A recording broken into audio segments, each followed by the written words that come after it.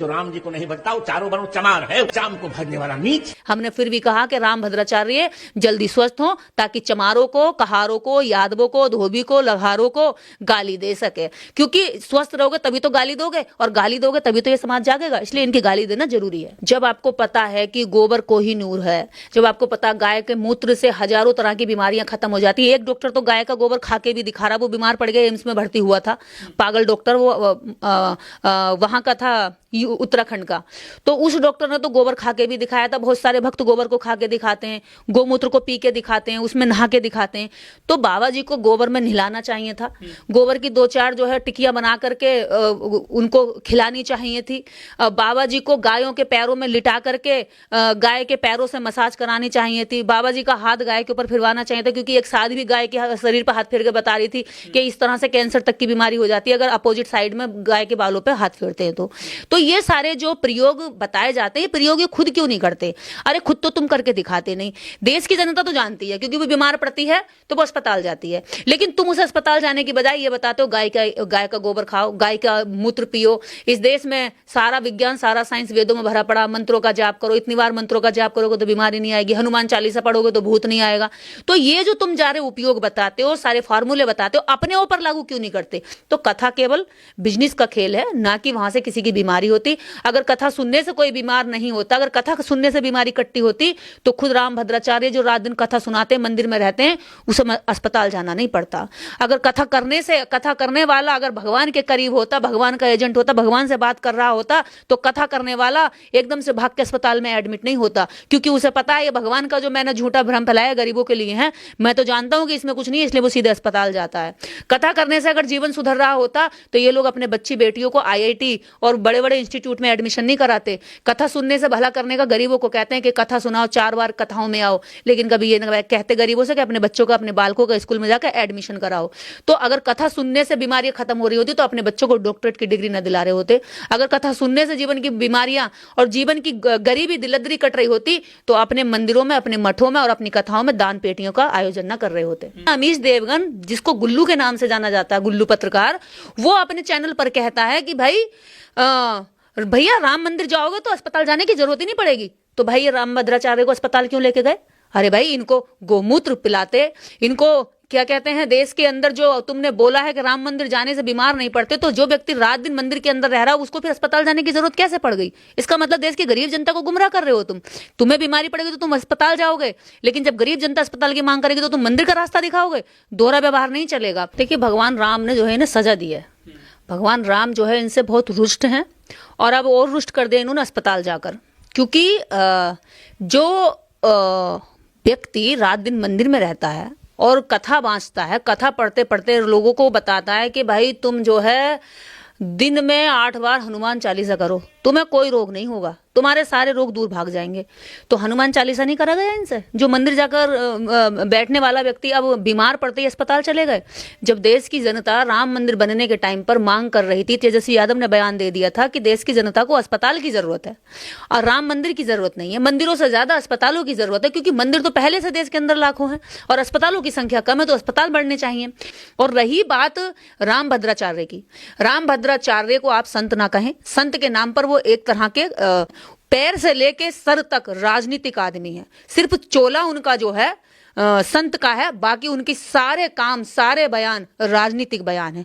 जो व्यक्ति ये कहता है कि शूद्र और ये अछूत जो हैं ये पैरों में रहने के लायक है, ये ऊपर नहीं उठ सकते, इनको सेवा ही करनी चाहिए। जो ये कहता है, ब्राह्मणों के अंदर भी जो ये कहता है कि इतने इतने ब्राह्मणों का नाम लेकर के ये अछूत होते, नीच होते, इनको हम अपनी बेटियां दे नहीं सकते, इनकी बेटी ले लेते हैं।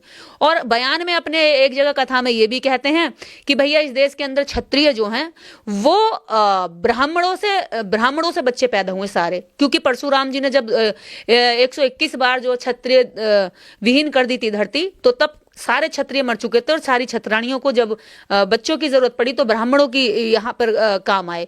तो इस तरह के घटिया बयान देने वाले, पूरी कौम को बदनाम करने वाले और लोगों को पूरे एक वर्ग विशेष को गाली दे दे करके टारगेट करने वाला व्यक्ति धार्मिक नहीं हो सकता। चोला पहन लेने से धार्मिक नहीं हो जाता कोई। रामभद्राचार्य को दिखाई नहीं देता है, लेकिन वो कहते हैं मैंने इतनी पोथी लिख दी है, इतने सारे मैंने किताबें लिख दी हैं, इतने सारे मंत्र लिख दिए हैं। तो उन किसी भी एक मंत्र में आपने अपने इलाज की मंत्र नहीं लिखा, तो किस काम के रहे ये मंत्र? क्या काम आएंगे ये मंत्र? इन मंत्रों का एक जगह पे भी अगर आप बताएं कि किसी के आम जीवन में, गरीब के जीवन में, अमीर के जीवन में कहीं पे ये काम आने वाले हो सिवाय ब्राह्मणों की दुकान चलाने के अलावा? अगर पुजारी की, पुरोहितों की दुकानें इन मंत्रों से चल रही तो वो सुरक्षित कर रहे हैं, लेकिन गरीब जनता का इलाज तो अस्पताल में होगा। और ये भी सिद्ध हो गया कि इन बाबाओं का भी इलाज जो अस्पताल में होगा। तो तुमने राम के नाम पर, कृष्ण के नाम पर, अपने देवी देवताओं के नाम पर सिर्फ दुकानें खोल रखी है, वहां से इलाज नहीं होता है। लेकिन इन बाबाओं की कथा में लाखों लोग पहुंचते हैं, ये खुद अस्पताल में पहुंचते हैं, तो फिर भला किसका कर रहे हैं? ये भला किसी का नहीं कर रहा, अपना भला कर रहे हैं। देखो जब ये बीमार पड़े तो आगरा ले गए, आगरा से जब इन्हें देहरादून ले गए तो हवाई जहाज से ले गए। वो हवाई जहाज कहां से आया? कथा पढ़ने से तो आया। कथा पढ़ेंगे, गरीब लोग सुनेंगे, दान देंगे और हवाई जहाज खरीदेंगे, हवाई जहाजों में जाएंगे, बड़े बड़े अस्पतालों में इलाज कराएंगे। गरीब जनता फिर मरती रहेगी भूखी, अस्पतालों की लाइन में लगी रहेगी, और इलाज के दौरान जब पैसा नहीं होगा तो मर जाएगी। बीमारी की हालत में लोग यहाँ गरीब मर जाते हैं, लेकिन अमीर ऐसे ढोंगी बाबा, ऐसे कथावाचकों के पास में हवाई जहाज होते हैं। इनके लिए तो दुनिया भर का पैसा है।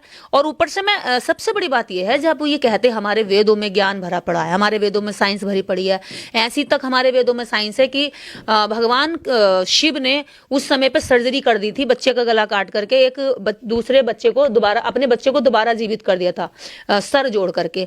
जब वेदों में यहां तक कि इतने बड़े लेवल की टेक्नोलॉजी है, जहां अभी विज्ञान भी नहीं गया कि जानवर का सिर जो है किसी बच्चे के सर पे फिट कर दे, तो फिर उसमें से 2-4 हल्के फुल्के मंत्र निकाल करके बाबा को ठीक नहीं कर सकते थे? लेकिन बाबा ठीक नहीं करे। बाबा को पता था ये मेरे मंत्र चक्कर में मुझे मार डालेंगे, इसलिए बाबा ने तुरंत कहा लेके चलो अस्पताल, और अस्पताल जाकर के वो अपना इलाज करा रहे हैं। सबसे अच्छी बात यह है कि अब पाखंडवाद, अंधविश्वास हार रहा है, हताश हो रहा है, निराश हो रहा है, और विज्ञान जीत रहा है। लोगों में तार्किकता बढ़ रही है, लोगों में सवाल करने की क्षमता बढ़ रही है। लोगों को पता चल गया कि ना तो पहले वेद पुराण ग्रंथ किसी जीवन में काम आने वाली चीजें थी, ना ही आज किसी के आम जीवन में सुधार करने या तरक्की करने के काम आ रही हैं। अगर ये किसी के काम आई है तो केवल इस देश का एक वर्ग है जिसका एंटीना चुटिया सर पे होती है, जो इस देश के अंदर एक वायरस की तरह फैला हुआ है, जो कहता है कि भैया इसकी पूजा करोगे तो ये मिलेगा, इसकी पूजा करोगे तो नौकरी मिलेगी, इसकी पूजा मंदिर जाओगे तो आपके घर का कलेश मिट जाएगा, जबकि इनके खुद के घरों में रोज कलेश होते हैं। ये कहते हैं कि हम तो तुम्हारे पूजनीय हैं और तुम्हारे पिता तुल्य, लेकिन इनके खुद के बच्चे, खुद की बीवी इनको जो है सुबह शाम गाली देकर बोलते हैं। तो ये वो लोग हैं जिनके घर में कोई इज्जत नहीं होती, समाज में इज्जत मांगते हैं। ये वो पोंगे पंडे हैं जिनको जो है अपने तो इलाज कराने में कोई इनकी सक्षमता नहीं है, लेकिन दूसरों को इलाज करने और उनकी पर्ची खोलने का दावा करके अपने साथ बुलाते हैं। इस देश का वो वर्ग सवाल कर रहा है कि भाई तुम्हारे ही पत्रकार और तुम ही लोग ये कहते थे, हम ये नहीं, किसी भी अंबेडकरवादी ने मजाक नहीं बनाया, लेकिन ये मजाक वाली बातें पहले तो खुद कहते हैं कि गाय के गोबर में बहुत बड़ा विज्ञान है। और जब हम ही कह देते गाय के गोबर से अगर इलाज हो सकते हैं, कैंसर तक का इलाज तुम गाय के गोबर से कर लेते हो, छोटा सा इलाज क्यों नहीं कर रहे हो, करके दिखाओ, तो ये कहते तुम मजाक उड़ा रहे हो। पहले तो ये मजाकिया और घटिया बातें खुद बोलते हैं। कोहिनूर बताया था एक मंत्री ने, एक मंत्री गोबर को कोहिनूर बता रहा, और एक कह रहा है कि इसकी गैस से जो है पूरे जो ब्रह्मांड होता है ऑक्सीजन बनती है इसको जलाने से, गाय के गोबर से। तो इस तरह के बयान आप लोग खुद देते हैं। बस हम लोग क्या है उनसे ये पूछ लेते, अगर ऐसा है तो करके दिखा दो, अगर ऐसा है तो फिर तुम भागते क्यों? इनके ऊपर विश्वास करो ना।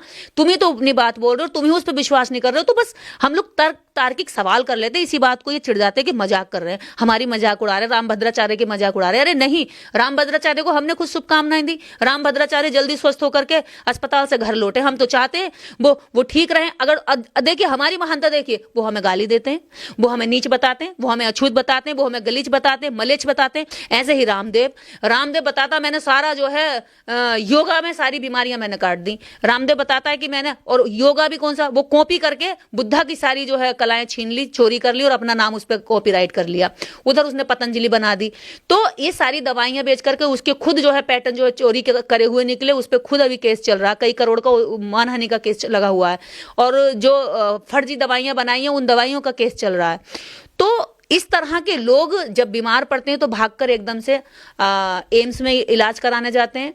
इस देश के जो टॉप मोस्ट हॉस्पिटल हैं उनमें इलाज कराते हैं, अपनी दवाइयों पे खुद भरोसा नहीं करते, जो फॉर्मूले जनता को बताते हैं उन फॉर्मूलों को खुद पे प्रैक्टिकल नहीं करते। खुद अस्पताल में भर्ती हुए थे बालकृष्ण। हाँ, रामदेव के चेले बालकृष्ण खुद अस्पताल में एम्स में भर्ती हुए थे। उससे कुछ दिन पहले बयान दे रहे थे एक तरह की भी बीमारी आपके शरीर में नहीं एंट्री करेगी अगर आप हमारी बनाई हुई पतंजलि का इस्तेमाल करेंगे तो क्या तुम अपनी बनाई हुई पतंजलि, अपनी बनाई हुई दवाइयां, अपने बनाए हुए फार्मूलों का इस्तेमाल खुद नहीं करते? क्योंकि तुम्हें पता है कि इनमें कोई फार्मूले में जान नहीं है। ये तो गरीब जनता को मिसगाइड करना, गरीब जनता को अपने मुद्दों से भटकाना है।